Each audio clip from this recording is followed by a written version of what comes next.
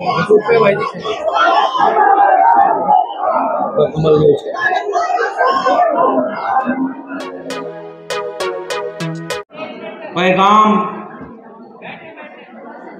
और तमाम संगठनों के साथ साझा रूप से आयोजित इस कार्यक्रम में आए हुए आप सभी लोगों को मेरा क्रांतिकारी जय भीम, जय मंडल, जय संविधान है, इनकलाब जिंदाबाद है। आज हम एक ऐसे मोड़ पर खड़े हैं जब इस देश में इस बात का फैसला होना है कि आने वाले वक्त में ये देश संविधान से चलेगा या नहीं चलेगा। ऐसे मोड़ पर इस देश में आज बिल्कुल लड़ाई सामने आर पार की है।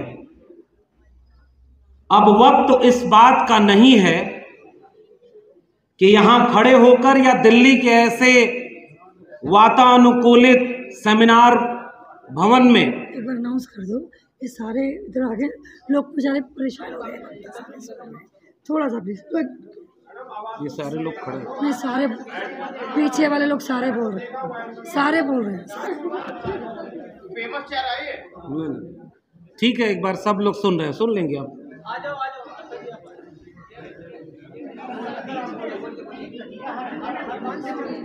तो आज इस सभागार में हम लोग इसलिए इकट्ठा नहीं हुए हैं यह समझाने और बताने कि आज इस देश में क्या समस्या है, कितनी मुश्किल है और देश के सामने खतरा क्या है। अगर इतने समय के बाद भी इस देश के बहुसंख्यक लोगों को अगर यह पता नहीं है कि उनके सामने खतरा क्या है, तो इसका मतलब वो खतरे से लड़ने के लिए अब तैयार नहीं हो पाएंगे। यानी अब वक्त इस बात का नहीं है कि इस मंच पर खड़ा होकर के ये गिनवाया जाए कि संविधान खतरे में कैसे है, संविधान कैसे भीतर से खोखला किया जा रहा है। इसलिए अब वक्त आमने सामने की लड़ाई का है और जो लोग भी इस आमने सामने की लड़ाई में, सीधी लड़ाई में रीढ़ के बिना खड़े हैं, ऐसे थोड़े और लोग भी पलटी मार के दूसरी तरफ चले जाएं तब भी आश्चर्य न करिएगा, क्योंकि ये सही समय है। जिस को पलटी मार के उधर जाना है वो चला जाए। थोड़े से ईमानदार लोग अगर एक जगह बटेंगे तो वही संविधान को बचाने की लड़ाई लड़ेंगे। ये इम्तिहान की घड़ी, इम्तिहान की घड़ी हमारे लिए भी है और इस देश की जनता के लिए भी। क्या अब इस देश में हमें यह बताने की जरूरत है कि आज इस देश को स्कूल, कॉलेज, विश्वविद्यालय की जरूरत है या इस देश में धार्मिक मसलों पर बहस करने की जरूरत है? धर्म के व्यक्ति राजनीति कर रहे हैं और जिन्हें राजनीति करनी चाहिए वो धार्मिक काम कर रहे हैं। अगर देश के लोगों को लगता है कि अब इसके बाद भी लोकतंत्र सुरक्षित है, संविधान सुरक्षित है, तो हम जैसे लोगों का भाषण करने का कोई मतलब नहीं। दिल्ली के इस सभागार में खड़े होकर हमने सैकड़ों बार एक ही बातें दोहराई है।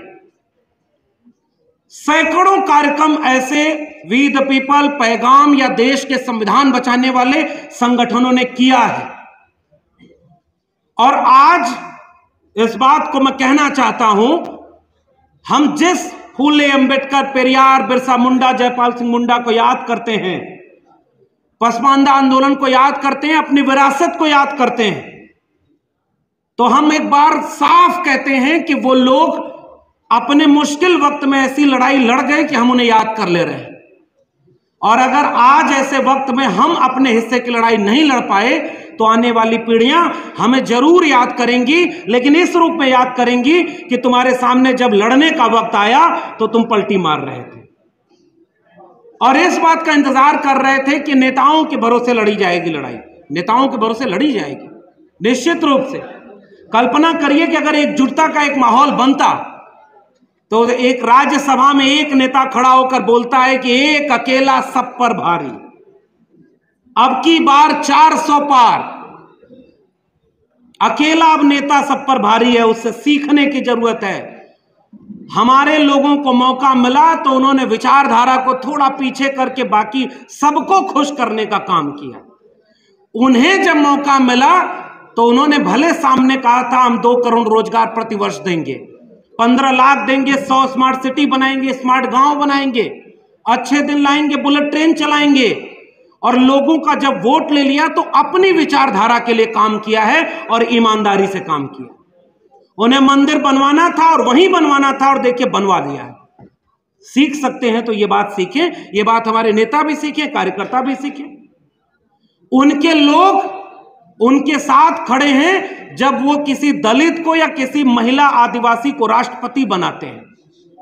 मध्य प्रदेश में किसी ओबीसी यादव को ले जाकर के मुख्यमंत्री बना देते हैं और मुख्यमंत्री को उठा करके मार्गदर्शक मंडल में डाल देते हैं।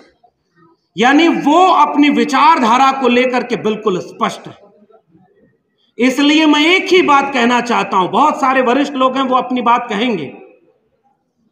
हम लोग दिल्ली विश्वविद्यालय में पढ़ाते, 14 साल पढ़ाया, और ऐसे ही सामाजिक न्याय और संविधान की बात करने के चलते उस नौकरी से निकालकर बाहर कर दिया गया। तो जब हम हक और अधिकार की लड़ाई लड़ना शुरू किए थे तो हमें पता था कि इसका अंजाम यह होगा, लेकिन इसका अंजाम जानते हुए भी हमने अगर कोई जोखिम उठाया तो यह सोचकर जोखिम उठाया था कि मंडल कमीशन और भारत का संविधान न होता तो हमारे हाथ में कलम और किताब ही नहीं होती तो प्रोफेसर की नौकरी कैसे मिलती। बहुत सारे प्रोफेसर लोग वहां बैठे हुए हैं, देश में बहुत सारे बुद्धिजीवी हैं, और सब लोग अगर अपनी जिम्मेदारी निभाने लगे तो फिर कौन संविधान को छेड़ सकता है। लेकिन हकीकत यह है कि इतने मुश्किल वक्त में आज कौन सा खतरा सामने नहीं है। रोज ईवीएम पर प्रेस कॉन्फ्रेंस कर रहे हैं हमारे साथी लोग, ईवीएम उनके हाथ में है, मीडिया उनके हाथ में है, सोशल मीडिया को वो कंट्रोल कर रहे हैं, उनके पास 1000 संगठन है जो गांव तक पहुंच रहे हैं। हर मोहल्ले में भागवत कथा हो रही है जिसका अंत इस बात से होता है कि जो राम को लाए हैं हम उनको लाएंगे, और राम भक्त इससे आहत नहीं होते। वो कभी नहीं कहने जाते कि नहीं नहीं ये गलत हो रहा है। उनके धर्म के मानने वाले लोगों ने कहा कि ये राजनीति हो रही है, लेकिन फिर भी उनको कॉन्फिडेंस है कि चुनाव वही जीतेंगे। लेकिन एक बात बताइए, अगर एक अकेला सब पर भारी था, उन्हें इस बात का कॉन्फिडेंस था कि वो अकेले लड़कर जीत लेंगे, तो गठबंधन तोड़ने की जरूरत क्या थी। वो कह देते दिल्ली से कि हमें इनकी जरूरत नहीं है, हम अकेले बिहार में लड़ेंगे और किसी को हमें अपने साथ लेने की जरूरत है। और वो भी ऐसे लोगों को जिन्होंने कहा था मिट्टी में मिल जाएंगे, जहर खा लेंगे, अब उनके साथ नहीं जाएंगे। लेकिन सत्ता के पास इतनी चीजें होती हैं जिससे वो आपको डरा ले, झुका ले और अपने में मिला ले। लेकिन एक बात याद रखिएगा, बाबा साहब डॉक्टर अंबेडकर जब लड़ रहे थे तो उनके खिलाफ भी उनके थोड़े से लोगों को खड़ा कर दिया गया, लेकिन उन लोगों का नाम कोई नहीं जानता। बाबा साहब डॉक्टर अंबेडकर आज भी संविधान बचाने की लड़ाई में शामिल हैं। ज्योतिबा फूले, सावित्रीबाई फूले के ऊपर पत्थर फेंकने वाले, कचरे फेंकने वालों का नाम कोई नहीं जानता, लेकिन उसे झेलते लड़ते वाले आज भी हमारे आंदोलनों के नायक बने हुए हैं। तो इस बात को याद रखिएगा कि आज भी इस देश में बहुत सारे ऐसे नेता हैं जो ईडी और सीबीआई के सामने झुके नहीं, अपनी चट्टान की तरह खड़े हैं कि हम कुछ भी हो जाएगा इनकी तरफ नहीं जाएंगे। ऐसे लोगों को न्यूनतम सहमति पर अधिकतम एकता बनाने का दौर है। और मैं एक गुजारिश करके जा रहा हूं क्योंकि बाकी लोग भी अपनी बात कहेंगे। गुजारिश इस बात की, आज अगर हम यहां खड़े होकर के वही बातें दोहराएं, विश्वविद्यालय में आरक्षण खत्म किया जा रहा है, कैसे 13 पॉइंट रोस्टर आया, सबने मिलकर लड़ाई लड़ी, वापस हो गया। और अभी जब ही 22 जनवरी के बाद यूजीसी ने एक नोटिफिकेशन जारी किया कि डी रिजर्वेशन करेंगे, जितनी सीटें एससी एसटी ओबीसी के प्रोफेसर बनने की बचेंगी उनको अनरिजर्व बना देंगे ताकि उन पर सवर्ण प्रोफेसर नियुक्ति करें, और वो भी तब जब इस देश में 4% ओबीसी और अपने अनुपात से आधे से भी कम दलित और पिछड़े लोग प्रोफेसर बने। तो उनका एजेंडा क्लियर है। अब इस देश के लोगों का एजेंडा क्लियर होना चाहिए। अगर उन्हें मंदिर मस्जिद के नाम पर वोट देना है तो फिर इस देश में आप क्या लड़ाई लड़ेंगे और कैसे बचाएंगे? अगर स्कूल कॉलेज विश्वविद्यालय के नाम पर वोट देना होगा तब शायद हम थोड़ी बहुत लड़ाई लड़ करके कुछ बचाने की कोशिश करेंगे।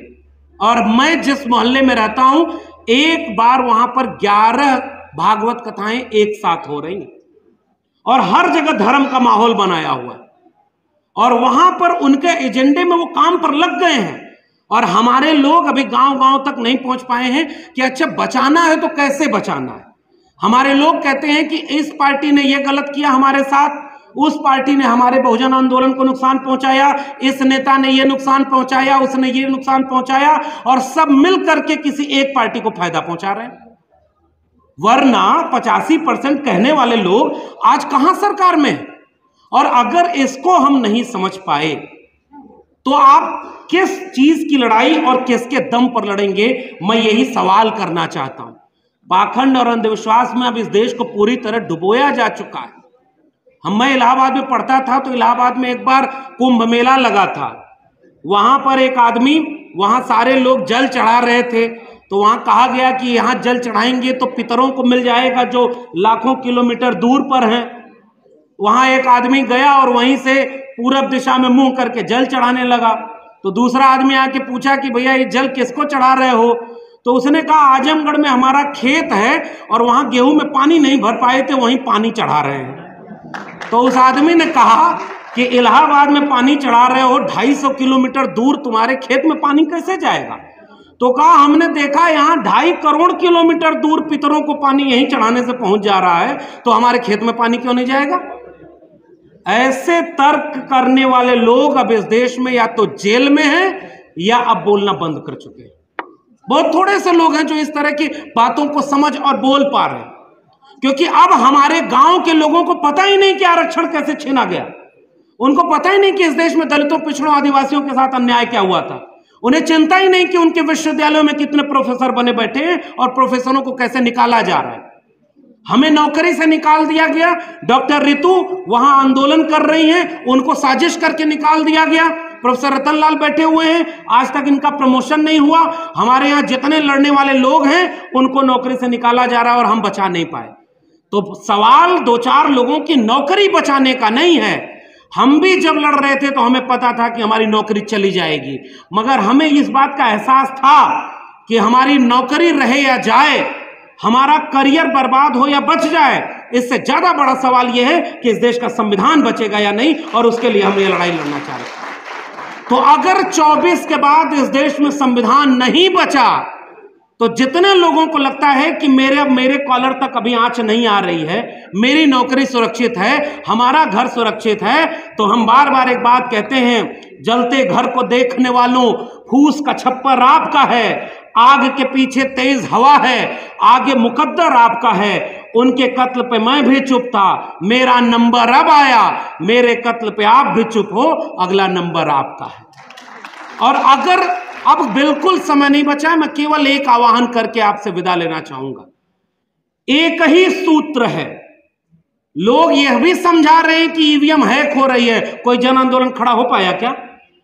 लोग यह भी समझा रहे हैं कि विश्वविद्यालयों को पूरी तरह प्राइवेट हाथों में बेच दिया। लोग स्कूल कॉलेज विश्वविद्यालय बचाने आ रहे हैं क्या?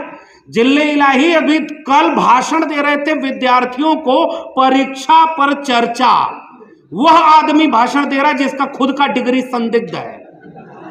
अभी तक क्लियर नहीं है कि कितना पढ़े हैं, चौथी पास हैं या बीए एमए किए हैं, इंटायर पॉलिटिकल साइंस किए हैं। मैं उन पर कोई टिप्पणी नहीं करना चाहता हूं। वहां बैठकर वो लोगों का भविष्य बनाने की बात करते हैं कि तुम्हारा कंपटीशन तुमसे है, विद्यार्थियों तुम इस देश के भविष्य हो, तुम्हें हम चर्चा करके बता रहे हैं कि पढ़ाई कैसे करनी चाहिए। और वही जिले इलाही इस देश में शिक्षा को पूरी तरह प्राइवेट हाथों में बेच चुके हैं। वो विद्यार्थियों को नहीं बताएंगे, ये हमें बताना होगा ना, वो तो सरकार में है। इसलिए स्कूल कॉलेज विश्वविद्यालय बचाने की लड़ाई हम नहीं लड़ पाए अगर, संविधान को बचाने की लड़ाई नहीं लड़ पाए। जाते जाते केवल एक बात, बिहार से एक आवाज निकली थी, वह आवाज पूरे धर्म की राजनीति के सामने चुनौती थी, और वो आवाज थी जाति जनगणना की। एकमात्र मुद्दा था जो धर्म के मुद्दे पर हावी था। और आज भी मैं एक पैगाम आपके इस पैगाम के मंच से देना चाहता हूं, पूरे देश के लोगों को आह्वान करना चाहता हूं, एक मुद्दा अगर हम बना लें, उसके साथ ईवीएम जोड़ लीजिए, उसके साथ स्कूल कॉलेज विश्वविद्यालय जोड़ लीजिए, वो है जाति जनगणना। जिसकी जितनी संख्या भारी उसकी उतनी हिस्सेदारी। और इसके लिए जरूरत केवल इतनी है, दलित को दलित से लड़ा रहे हैं, ओबीसी को ओबीसी से लड़ा रहे हैं। अभी मैं बैठा था तो हमारे पास एक सज्जन आए और कहे कि बहुजन नेताओं को एक करने के लिए हमें कुछ करना चाहिए। अरे इतना बड़ा खतरा सामने आने के बाद जो नेता एक नहीं हो रहे हैं, अब उनको हालात पर छोड़ दीजिए, उनका फैसला जनता करे कि अगर एक नहीं हो रहे हैं तो वो किसका फायदा कर रहे हैं। इस पर मैं और कोई टिप्पणी नहीं करूंगा। अगर इतनी मुश्किल में जो पार्टी सबसे मजबूत है, जिसके पास ईवीएम है, पैसा है, मीडिया है, सब कुछ है, आरएसएस है, वो फिर भी ऐसे लोगों को अपने सरकार और अपने गठबंधन में ले रही है जो उनके खिलाफ दिन रात गाली देते थे। और हम लोग केवल ये देख रहे हैं कि ये प्योर अम्बेडकराइट नहीं है। इन्होंने आज से 20 साल, 15 साल, 10 साल पहले गलती की थी, इन्होंने बहुजन आंदोलन को नुकसान पहुंचाया। हम प्योर लोग एक जगह होंगे तो प्योर लोग अगर बिखरे रहेंगे तो फिर किसका साथ देंगे। इसलिए केवल एक गुजारिश, 10 बातें अगर हैं, 10 में 6 जगह हमारा झगड़ा हो सकता है, अगर 4 जगह हम एकजुट हैं तो आइए 4 मुद्दों पर एक जगह खड़े हो जाएं। अगर बचेंगे तो बाकी 6 मुद्दे बैठकर सुलझा लेंगे। अगर बचेंगे ही नहीं ये प्योर होने में कि 10 में 10 गुण मिल जाए तब हम एकजुट होंगे, तो फिर मुबारक हो, आपके लिए 2024 का भारत इंतजार कर रहा है। मगर फिर ये ना कहिएगा कि आपको कोई समझाया नहीं। ये बात हमें और आपको भी समझनी है। और अपनी जाति बिरादरी से जिनको कहा गया कि वो नीची जाति कर है, ये तो उनकी भाषा है ना, हमें उनके साथ गले में बाहें डाल करके अगर एकजुटता का संदेश समाज में दें तो मुझे अभी भी एक यकीन बचा हुआ है, समाज एकजुट हो जाएगा तो वो दबाव नेताओं पर भी डालेगा कि आपको भी एकजुट हो जाना चाहिए। और नहीं एकजुट होते हैं तो इम्तिहान आपका है। मैं केवल एक गुजारिश करना चाहता हूं, जो इस देश में संविधान विरोधियों को सत्ता से उतारे उसके साथ खड़े हो जाइएगा। अगर संविधान बचेगा तो बाकी लड़ाई हम लड़ लेंगे। बहुत बहुत धन्यवाद।